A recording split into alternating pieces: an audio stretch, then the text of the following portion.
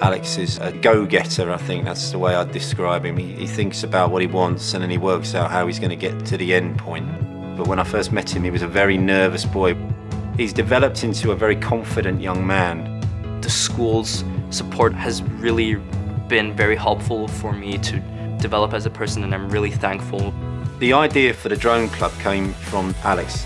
With the opening of the STEAM Center, me and my friend were thinking about different things that we could experiment with all these new resources and equipment. We immediately touched on the aerial vehicle. This was really just an idea that we had in our minds with no one having any proper experience with actually building this drone completely from scratch.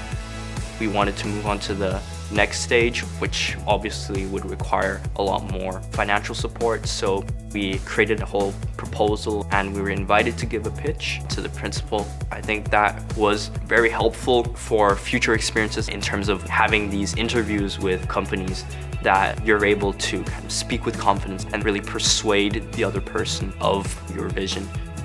I believe that this whole experience has helped me to see the value of team members and also to listen to everyone's input, and that has also influenced my leadership style.